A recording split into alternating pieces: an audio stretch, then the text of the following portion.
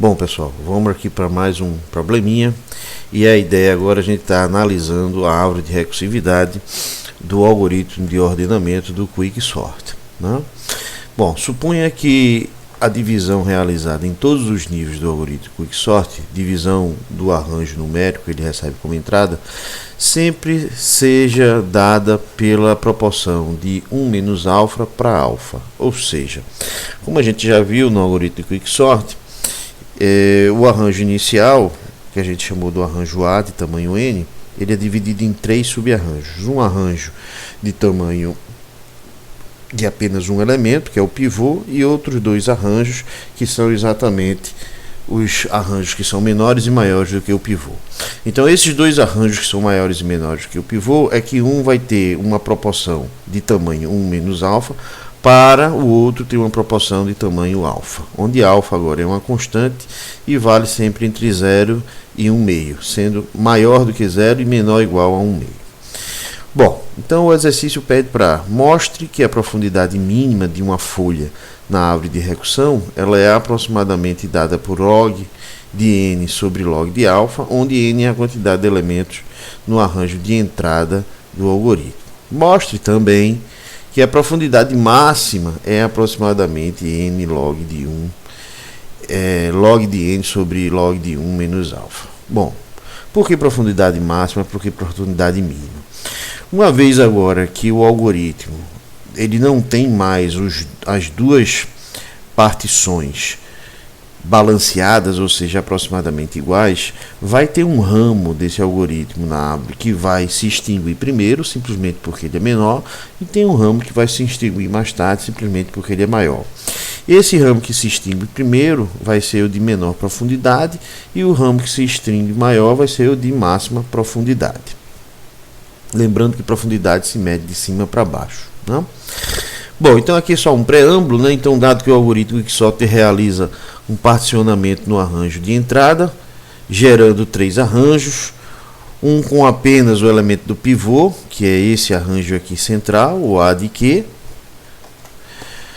e 2 outros arranjos, que são o A de Q, um A de P até Q menos 1 e o A de Q mais 1 até R, que são menores ou iguais ao pivô, ou seja, esse arranjo A de P, Q menos 1 são os elementos menores ou igual ao pivô, e o arranjo A de Q mais 1 até R são os elementos maiores do que o pivô, sendo o elemento o arranjo inicial A, começando no índice P, indo até o índice R, tendo um tamanho total de n elementos, certo?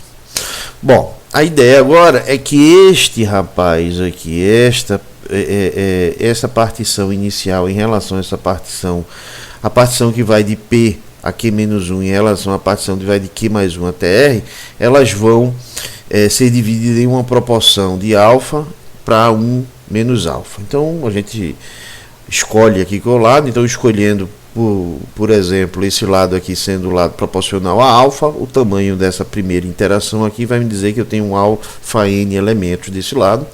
Já desse outro lado eu tenho 1 menos alfa n elementos nesse outro lado da proporção. Então, o menor percurso gerado na árvore de recursão será o percurso gerado pela menor partição, né? E como alfa é uma constante que está entre 0 e meio, a partição de menor tamanho vai ser proporcional a alfa. Ou seja, essa partição aqui, a partição, como nesse exemplo aqui, que está proporcional a alfa vezes n, é sempre a partição de menor tamanho.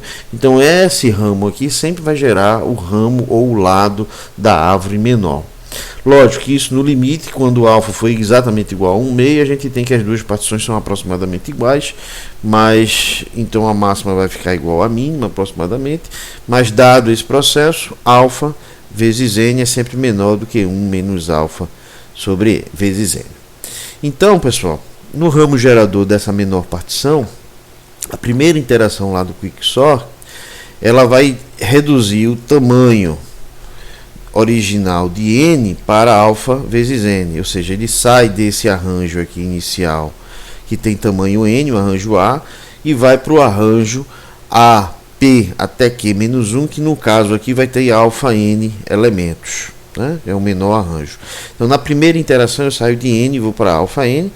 Portanto, depois da iésima, ou seja, depois de eu gerar iterações, ou seja, a iésima iteração sobre esse ramo menor, o que eu vou ter nessa partição vai ser algo do tipo alfa elevado a i vezes n. Lógico que a cada vez que eu vou dando a interação, eu vou diminuindo esse tamanho, diminuindo, até eu chegar numa folha, onde esse alfa elevado a i, se eu tiver no último nível de profundidade, eu vou ter apenas igual a 1, que é apenas igual a um elemento da folha, né? Então, dado o menor percurso no braço de menor partição, gerado por esse ramo alfa n, ao se chegar a uma folha, ou seja, ao se chegar ao fim da minha árvore, vai existir apenas um elemento, que é a própria folha, e supondo que essa folha esteja a uma profundidade mzinho qualquer, o valor de m, como a gente acabou de falar, pode ser calculado a partir da equação. Eu tenho alfa elevado a m, porque eu iterei m vezes para chegar a esse nível, vezes n, é igual a 1, ou seja, um único elemento. Então, alfa elevado a n é 1 sobre n, eu tiro o log dos dois lados, então fica log de alfa elevado a n é igual a log de 1 sobre n. Propriedade do logaritmo, esse m passa multiplicando aqui para frente, e aí eu passo dividindo esse log de alfa para cá. Então, para a profundidade mzinho da menor profundidade ou da profundidade mínima, vai ser dado então log de 1 sobre n sobre log de alfa, como foi solicitado aqui no enunciado, para mostrar que essa profundidade. Também foi solicitado mostrar a máxima profundidade. Então, de forma extremamente similar, a profundidade a máxima profundidade vai estar um nível mzão grande, e esse nível agora vai ser gerado pela outra partição, ou seja, vai ser gerado agora por essa partição aqui, ou seja, eu saio da partição n, vou para a partição 1 menos alfa vezes n, que em tese é maior do que alfa vezes n, e saio dividindo isso daqui novamente, dividindo, até eu encontrar apenas um único elemento nessa partição, que é uma folha, e supondo que essa folha esteja a uma profundidade m grande qualquer, eu tenho então, quando chegar nessa profundidade m grande qualquer, está aqui, ó, o nível m grande, eu vou ter só uma folha, eu vou ter só um elemento, então 1 menos alfa elevado a m, porque eu tive m interações para chegar nessa profundidade, vezes o número total de elementos é igual a um único elemento, que é uma folha. Logo, se eu descobrir o valor de m grande, eu tenho essa profundidade. Então eu posso passar esse n dividindo, então 1 menos alfa elevado a m grande é igual a 1 sobre n. Tiro o log dos dois lados, a mesma propriedade, esse m passa multiplicando, então m grande é igual a log de 1 sobre n, dividido por log de 1 menos alfa. Ok, pessoal? Então isso mostra que com o desbalanceamento das duas proporções dos particionamentos do Quicksort, eu vou ter uma árvore de profundidade, onde a menor profundidade é dada por log de 1 sobre n sobre log de alfa, e a maior profundidade log de 1 sobre n sobre log de 1 menos alfa. Lógico, observe que se alfa aqui for para zero, né, se alfa, o que é que acontece? Alfa indo para zero, log de 1, isso daqui vai para zero, então isso daqui vai para infinito, então por isso que eu não posso ter log alfa igual a zero, porque senão eu teria uma singularidade. E alfa inicial a zero aqui também daria menos infinito, mas a ideia é que a profundidade m daria zero e a profundidade m grande daria infinito.